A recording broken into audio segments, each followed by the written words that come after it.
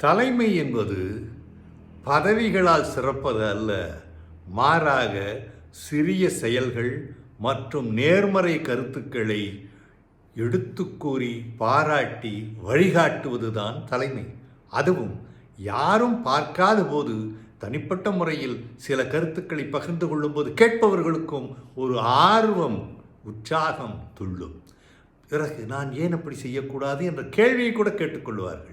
அடிக்கடி நன்றி கூறுவார்கள். இது போன்ற தலைவர்கள் பெரிய சாதனைகளுக்காக அல்ல, சிறிய செயல்பாட்டிற்கும் கூட. ஏனென்றால் தொடர்ச்சியாக செய்து கொண்டே இருந்தால்தான் அந்த பழக்கம் தொடர்பிலேயே இருக்கும்.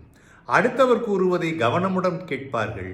ஆனால் இடையில் கைபேசி வைத்துக்கொண்டு வேறு யாருடனோ பேசிக்கொண்டிருக்க மாட்டார்கள். தயக்கமே இல்லாமல் தவறுகளை ஏற்றுக்கொண்டு வெளிப்படையாக பேசுவார்கள். முக்கியமான தேவையான கேள்விகளை கேட்பார்கள். அவர்களும் அறிவார்கள் இந்த கேள்விகளுக்கு பதில் இல்லை என்பதை. ஆனாலும் ஒரு விழிப்புணர்வு உருவாவதை கவனிப்பார்கள். அப்படியா, அதை செய்து முடித்து விட்டீர்கள், சரி, இந்த கேள்வியை கேட்டிருக்க வேண்டாமே என்று சிலருக்கு தோன்றலாம். அது எதற்கு என்றால் அந்த தொடர்பை புதுப்பித்து கொண்டு அந்த தொடர்பிலேயே தொடர்ந்து இருப்பதற்காக செய்யக்கூடிய சிறு நகாசு வேலைகள்.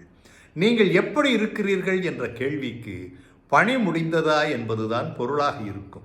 எல்லாம் முடிந்துவிட்டு அப்புறம் பின்னே ஹவ் ஆர் யூ, சரி கிளம்பு என்றுதான் அர்த்தம். மற்றவர்கள் தாராளமாக பொதுவெளியில் பாராட்டுவார்கள். அதே நேரம் தனிமையில் பயிற்சி வேண்டினால் தயங்காமல் தருவார்கள். மற்றவர்களை தாராளமாக பொதுவெளியில் பாராட்டும் பொழுது ஒரு சந்தேகம் இருந்தால் கூட அந்த சந்தேகம் காணாமல் போய்விடும். அவர் எப்பவுமே அப்படித்தான், யாரிடமும் எதுவும். இந்த வதந்திகளை பரப்புவர்களை வெகு எளிதில் கவர் பண்ணி விடுவார். அப்படி இருக்கக்கூடியவரிடம் நாம் சிறிது அனுமானத்துடனும் அன்புடனும் ஜாக்கிரதையுடனும் இருக்க வேண்டும். தனிப்பட்ட செலவு இருந்தாலும் குழுவின் உற்சாகத்திற்கு ஊக்கம் கொடுப்பார். பட்ஜெட்டில் இல்லை என்று சொல்லுவதெல்லாம் இல்லை. காரணத்தோடு சில கடினமான வேலைகளை செய்யும் பொழுது அதற்கு சில தனிப்பட்ட செலவுகள் இருக்கும். அதை நானே ஏற்றுக்கொள்ளுகிறேன். ஏன், சிறிய வாக்குறுதிகளாக இருந்தாலும் நானே செய்து கொடுக்கிறேன் என்பதை வெகு வெளிப்படையாக பேசும் பொழுது ஒரு பற்று உருவாகிறது.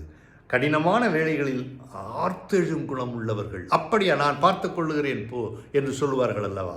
அதை போல தலைமை மிகப்பெரிய நிகழ்வுகளில் கட்டமைக்கப்படுவதில்லை. ஏனென்றால் யார் யாருக்கு எப்படி எந்த பணியை செய்ய வேண்டும் என்ற எண்ணம் வருவதில்லை. தனிமையில் வளர்ச்சிக்கு நீர்